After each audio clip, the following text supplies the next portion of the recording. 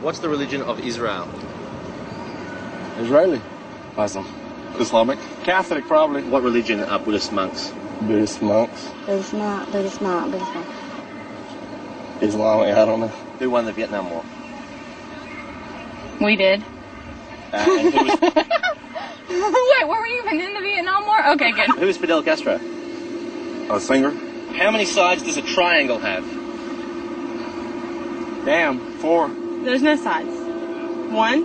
What is the currency used in the United Kingdom? What's the currency in the United Kingdom? What is it? The United Kingdom. I don't know. Possibly American money. Queen Elizabeth's money. That's all I know. Name a country that begins with U. A country? Yeah. What about this one? What? The United States of America. I think the news agencies have a relationship with law enforcement in which they rely upon them for news, and for that inside information, they are willing to not profile the police in a negative manner. At least that's what I see in the local news. Nationally, I'm not really sure why the national news agencies don't report the truth more when it comes to police brutality or police abuse. I'm really questioning that. Well, I guess it's hard to sell Viagra medication advertisement when you have depressing news about cops beating up innocent people. But, you know, George... that could be it. You know, in general, corporations would support, you know, firefighters and police officers. And if you come out with stories that are maybe negative on police officers, maybe that won't appeal to some corporations that, the news agencies in America rely upon, Fortune 500 companies for advertising. So that could be it. But, George, I have to say, to play devil's advocate, I mean, this is America. We live in a democracy. We have rights that are protected by the Constitution. Injustice can't be systematic in America because we have laws to protect against it. Record vote. Clerk, please read the bill. This is State Representative Debbie Riddle. She authored the bill that would require voters to show a photo ID. Clerk, ring the bell. It's a record vote. It's all about integrity. Record vote. But the integrity of one person, one vote doesn't apply at the legislature. We found many lawmakers vote more than once. Take a look. Riddle votes, turns around, votes again for State Rep Kemple. Rewind.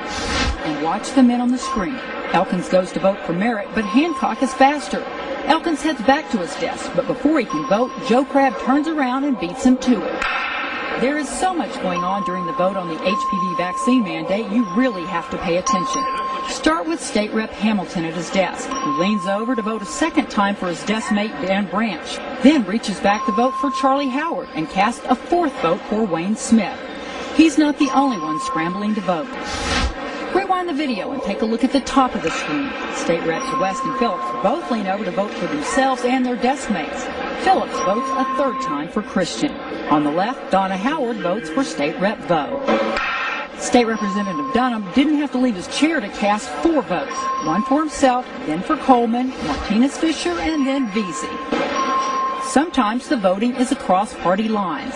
Hartnett, a Republican, reaches back to vote for Democrat Oliveira. Democrat Matt Reynolds votes for Republican England, and Republican John Davis votes for Democrat Noriega. Most voters have no way of knowing if their lawmakers are actually casting their own vote. I believe you, and that's why we have the Second Amendment, and that's why our primary responsibility for personal safety and security falls on the individual. Now, if I go around to citizens and businesses and I say, hey, I'm going to protect you, they're going to put me in jail for extortion. But cities and municipalities can go around and say, we're going to put a group of individuals to protect you, and that's called law enforcement. We have no choice regarding the police officers that are out there and the way they handle themselves. So if you believe that this is in fact happening here, you've documented these cases of police brutality, and yet we have laws that are supposed to protect us against this, is the whole concept of a U.S. democracy a lie? There are a lot of people who lie and get away with it. And that we will in fact find weapons or evidence of weapons programs that are conclusive. I don't think we'll discover anything myself. It appears that there were not weapons of mass destruction there. You said you knew where they were. I did not.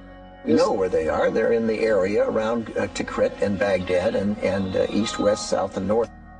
Well, first of all, I haven't lied. There are a lot of people who lie and get away with it. You know, we're seeing a decline in America, the decline in the empire of America, and with that decline, you're going to see a meltdown in city municipalities, and you're going to see a stressing of the police force. These police officers are not getting the overtime they used to get. I know bankruptcy attorneys that are seeing more police officers in their offices, so they're bringing this stress to the streets. And the response to that stress is, you know, people are blatantly, they're coming to the conclusion that, hey, these police officers, they're there in times of need, but it seems that there's more and more hatred developing on kind of a low level with the average middle-class American, with these police officers that are randomly giving people $400, $500 tickets for crossing over a white line. I mean, come on, guys. Well, I mean, state budgets are broke. They got to get the money somewhere. You know, that it's crazy, but it's actually true. And I'd say if you asked 100 average Americans, you know, what do you think's going on with all these tickets these police officers are writing? They'll just tell you straight. They'll say, well, you know, they got their budgets are melting down. They gotta do fundraising. Well, that shouldn't stand in America. Your rights shouldn't be denied. You shouldn't be penalized financially because some city can't pay its bills. That's just wrong. But say what you want about America, land of the free, home of the brave. We got some dumbass motherfuckers floating around this country. Dumbass motherfuckers, you know? Yeah. Now, obviously, that doesn't include this audience. I understand that. You seem intelligent and perceptive, but the rest of them, holy jumping fucking shitballs. Dumber than a second coat of paint. And this ain't just ranting and raving. This ain't just blowing off steam. I got a little evidence to support my claim. It just seems to me, that only a really low IQ population could have taken this beautiful continent, this magnificent American landscape that we inherited. Well, actually, we stole it from the Mexicans and the Indians, but hey, it was nice when we stole it. It looked pretty good. It was pristine. Paradise. Have you seen it lately? Have you taken a good look at it lately? It's fucking embarrassing. Only a nation of unenlightened half-wits could have taken this beautiful place and turned it into what it is today, a shopping mall. A big fucking shopping mall. You know that? That's all you got. That's all you've got here, folks. Mile after mile of mall after mall. Many, many malls. Major malls and mini malls. They put the mini malls in between the major malls. And in between the mini malls, they put the mini marts. And in between the mini marts, you got the car lots, gas stations, muffler shops, laundromats, cheap hotels, fast food joints, strip clubs, and dirty bookstores. America the Beautiful. One big transcontinental commercial cesspool. And how do the people feel about all this? How do the people feel about living in a coast-to-coast shopping mall? Well, they think it's just fucking dandy. They think it is cool as can be because Americans love the mall. They love the mall. That's where they get to satisfy their two most prominent addictions at the same time: shopping and eating. Millions of semi-conscious Americans day after day shuffling through the malls, shopping and eating, especially eating. Americans love to eat. They are fatally attracted to the slow death of fast food. Hot dogs, corn dogs, triple bacon cheeseburgers, deep fried butter dipped in pork fat and cheese whiz, mayonnaise soaked barbecued mozzarella patty melts. Americans will eat anything, anything. If you were selling sauteed raccoons' assholes on a stick, Americans would buy them and eat them, especially if you dipped them in butter and put a little salsa on them. And don't forget the mayonnaise and peanut butter. This country is big time, pig time. Forget the bald eagle. You know what the national emblem of this country ought to be? A big bowl of macaroni and cheese. A big bowl, because everything in this country is king size. King size, extra large, and super jumbo. Especially the fucking people. Have you seen some of the people in this country? Have you taken a good look at some of these big fat motherfuckers walking around? Big fat motherfuckers. Tents are coming down in backyards across America, and grills are cooling off tonight as this 4th of July weekend comes to a close. And my next guest took to the streets of our nation's capital this holiday weekend to talk to some Americans about What do you Independence love Day. about America?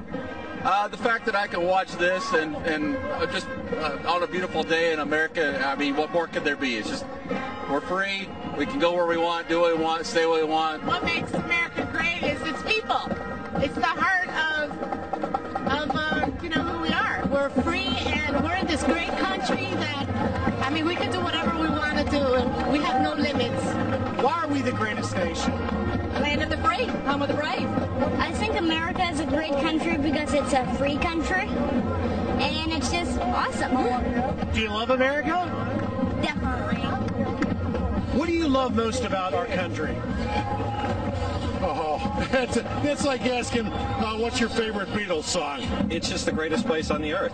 I mean, we can be free. We have all the freedoms that we need. We've got a great military that's fought for those freedoms. Is the American promise still there? The promise is still there. It always will be. It will always be there, no matter what. That's what we strive for. That's what we go to war for. It's the land of opportunity. One can set a goal and achieve that goal here in America. We can be all that we can be. Do you have a guilty pleasure that you love about America? And it's donuts. What is it? Donuts. Donuts? Yeah, donuts. You've got such a very large variety. We don't have that many back home. I think that the shopping is great too. So you know shopping is great here. I think we're doing a great job. I think America's doing a great job. I don't see why nobody can say not, because just look around, look at the crowd. People from all over the world come here to D.C. For what? Just to have a good time. It's just being able to enjoy the amazing life we have. We're a blessed country, we really are. God bless America.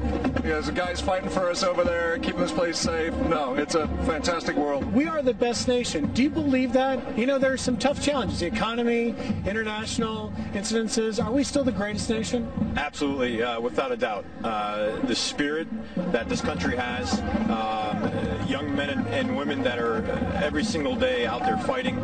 But you know what? We as Americans have a common bond. We have freedom. We enjoy so much than any other countries that are out there. It's amazing. If we're not the greatest nation, which one is? Not even close. No contest. Sorry. Game over. USA wins. Dana, a recent Gallup poll showed that 62% of Americans feel the country is moving in the wrong direction. But fortunately, by going out and talking to folks on the street, that promise of life, liberty, and the pursuit of happiness seems alive and well in this great nation we celebrate this weekend. That the home of the free and land of the brave is very much going to be just fine, and have that resilience that Tony Snow often talked about. You know, he always talked about having a little swagger, dream big, go big, and that's what America needs to do.